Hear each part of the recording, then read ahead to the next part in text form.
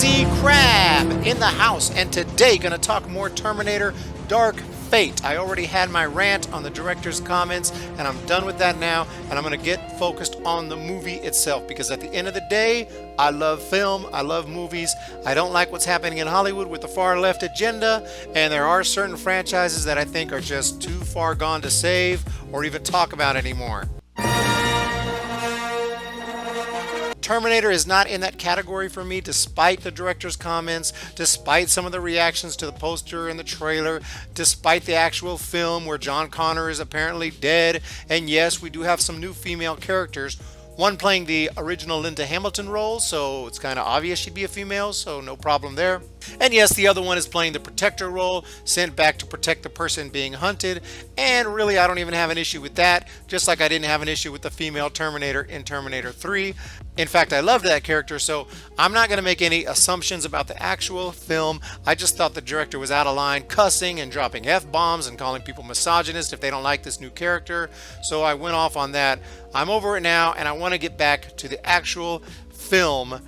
I didn't start this channel to talk politics and wokeness. I started it to talk movies, and I know the far left has infiltrated Hollywood, and that can't be ignored, but we still can't forget what we love most, which is film. So let's get to the latest on Terminator Dark Fate, and we have some new images. Here's one showing Arnold and Linda Hamilton, and I think it's pretty cool. And I know a lot of people are pissed off about John Connor apparently being killed off, and that was discovered after some earlier potential plot leaks, and it annoyed me as well.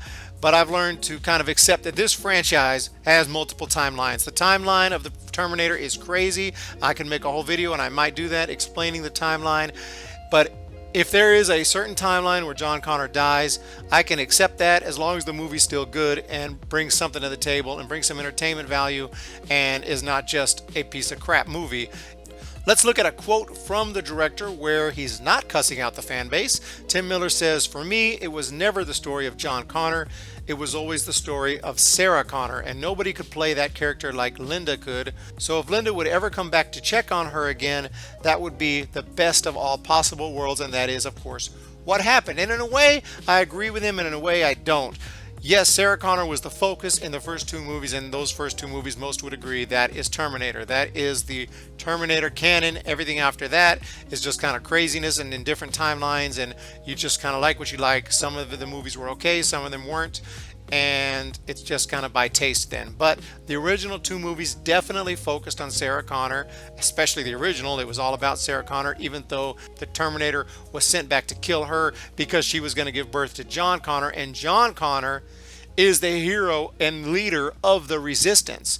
John Connor is the one who needs to be killed. They're just killing Sarah Connor so that she can't give birth to John. And in the second one, Sarah Connor trains herself to become an absolute badass, and she's got muscles. She's unbelievable. She's doing so because she knows what can happen potentially in the future. She knows about the future. She knows this stuff is real, and she's ready. So that's really cool. But still, John Connor is a key character in this franchise, and that just can't be denied. So let's not act like John Connor is not important. Extremely important to the story. But I will say the story of John Connor after Terminator 3 kind of set up the post-apocalyptic future where John Connor was going to be the leader of the resistance, and all that was going to happen on screen, and that was just a really exciting time. Whether you like Terminator 3 or not, the way it ended with John Connor starting to lead the resistance, it was actually going to happen. Even though they avoided Judgment Day in Terminator 2, Judgment Day was just delayed in Terminator 3 so that we could get Terminator Salvation, one of the most anticipated movies of my life. And it is the story of John Connor, and they got Christian Bale to play John Connor, and it was going to be so amazing. Unfortunately, the freaking movie sucked. Oh my gosh, why did that movie have to suck? But anyway, I'm not saying it didn't have a few moments, but that movie was not good like I hoped it would be. But John Connor has been around for a lot of movies. If they want to make a different timeline here and do something interesting and make it good, if John Connor's not going to be a key character, I'm still kind of hopeful in the back of my mind that they got a surprise planned, and maybe John Connor will appear as an adult somehow, some way, somehow, maybe, I don't know. But if they're not going to do it, I'm not just going to say the movie sucks, it's garbage, it's trash, SJWF, it's gone, it's over. I'm not going to make that assumption until I actually see the film. So yes, it was kind of the story of Sarah Connor, but let's not pretend John Connor is not pivotal in this franchise, because he was. Linda Hamilton said, "The fact that so many years have passed for the character of Sarah Connor intrigued me. Certainly events have marked her. I want to explore that. Who is she now?" Now, Linda Hamilton was someone who was not coming back in previous sequels. They had tried to get her, they asked her back. She said, "No, you're just milking the cow at this point." Terminator 1 and 2 told the complete story. So now she's coming back. So that could be a good sign. Maybe they just offered her a bunch of money. We don't know. But the fact that she's coming back, she seems like a person with some integrity and with some loyalty. So I don't think she's just going to come back just because. I mean, hopefully there's something in that script that spoke to her and that she thinks they actually have a story to tell here that might actually be decent. The actress says she was extremely hesitant to return at first. The first two films had such a complete arc for her character, and I only wanted to participate in this project if there was something new and challenging to play. She's a wild thing still, but her mission has changed. The years have not treated her kindly. She's bitter, near broken, and very much alone. This sounds logical to me, and just the fact that Linda Hamilton is back is part of the reason I'm still down for this movie, and I'm still expecting something good or decent brought to the screen. I'm hoping this is definitely not going to be the worst Terminator movie in the history of the franchise. Here's Schwarzenegger looking sick. He had to say, "Linda's always fun to work with, and she's just as intense now as she was when we did Terminator 2. She's very adamant about the way she handles the weapons, the action, and all that." So remember, Linda Hamilton, she is part of what made those first two movies great. She hasn't really played a role in any of the later ones except maybe some voiceover. So let's give Linda Hamilton some credibility here and not just completely throw this movie away just because we don't like some of the things the director said, or maybe some of the casting's a little concerning. But really, concerning doesn't mean definitely horrible. So what we know about the story now is that it revolves around a woman named Dani Ramos, who is played by Reyes, who becomes the target of a new liquid metal Terminator played by Luna, sent from the future to kill her for reasons yet to be revealed. Dani falls under the protection of an android human hybrid known as Grace, played by Davis, and here she is, Mackenzie Davis, ultimately aided by both Sarah and the T-800 Schwarzenegger, of course, in her quest to stay alive. So it's a very basic Terminator story. It doesn't sound like they really thought of anything outside the box that we know of. It's definitely, at least at its core, a very simple Terminator story where someone goes back to protect the person that's being hunted by the Terminator, a couple other people involved. Pretty simple stuff. I'm just hoping they don't go completely wacko and left field with it too far like kind of Genesis did, and stick to something basic. Basic but awesome with a couple of twists, and we might actually have something here. Davis's character is described by Miller as an augment, a human who has been enhanced to fight the machines more effectively. That sounds pretty interesting. Mackenzie is a revelation, and what a badass she is, says Miller. She's faster than normal, she's stronger than normal. You give her a set of futuristic weapons and she is a force to be reckoned with. Augments are the shock troops of the future war, but they feel pain, they feel emotion.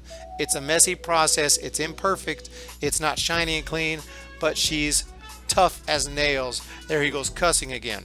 So I don't hate the idea. It sounds like they wanted to have a Terminator, someone with the Terminator ability to actually be able to go up against them and not just get completely destroyed, or for it to become unrealistic that they can actually fight toe-to-toe with the Terminator. So they made her into kind of a hybrid, but she also has human emotions and human feelings.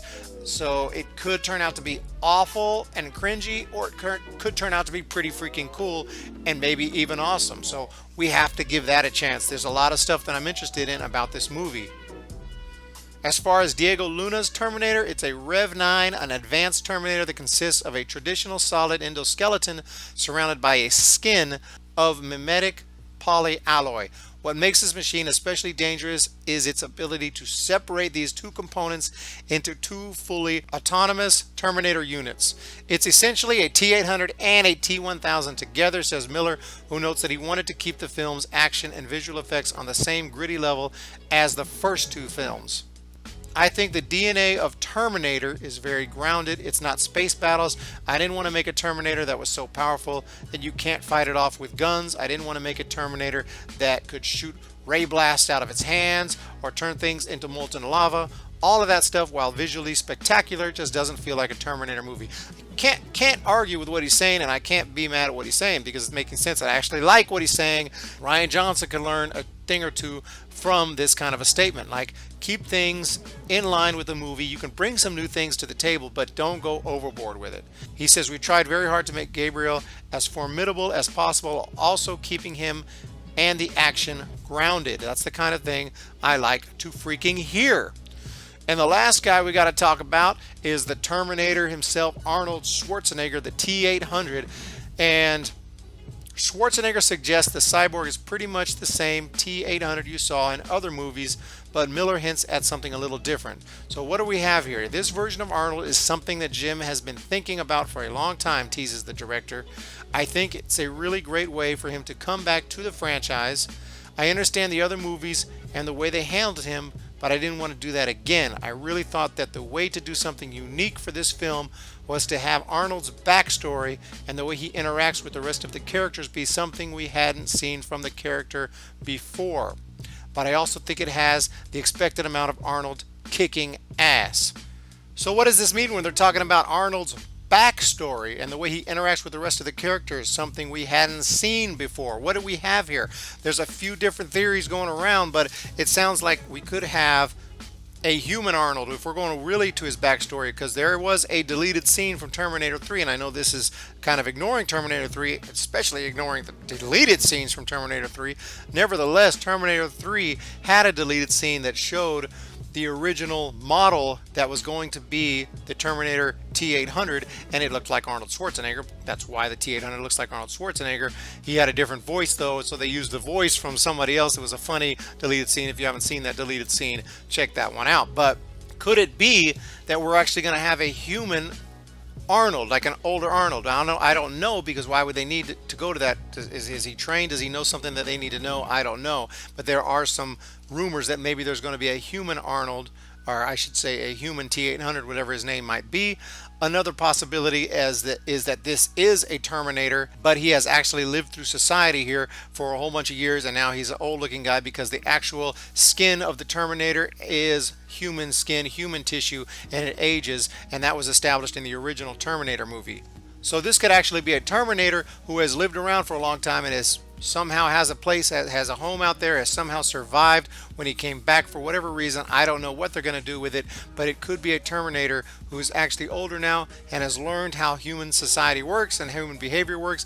Maybe he's grown to develop some human behaviors like sympathy and things like that, where he is actually not just a psychotic killing machine, and he actually wants to help people. Because we saw in Terminator 2, he mentioned that he learns the more he's around humans, the more he learns. And we also saw that particular T-800 kind of start to grow fond of the child, and it almost started to seem kind of human before he went ahead and lowered himself into that lava, or he had Sarah Connor lower him into that lava, put thumbs up as he went down. And I know a lot of that has to do with the fact that Arnold was kind of more of a kid-friendly star at that time. They didn't want to bring him back as an evil Terminator, but whatever they did, for whatever purpose, it turned into an unbelievable movie. Terminator 2, definitely one of the best movies ever made. So anyway, a lot of interesting things going on as far as this film goes. Terminator Dark Fate, definitely looking forward to it. The more I read about it, the more I hear about it, the more interesting it sounds. I might like this new character played by Mackenzie Davis. I might not like it. It won't be because she's a female, though. It'll be how well she plays the role. Just because Linda Hamilton was a female, that's not why we like the original Linda Hamilton. It's because she was a really awesome character. So we'll have to see what happens with this one. It's looking pretty good. More news on Terminator Dark Fate coming. If you're looking forward to this movie and you're not already a subscriber, go ahead and subscribe to the channel, because I'm going to be talking a lot about Terminator, whether you like it or not, motherfucker. See ya!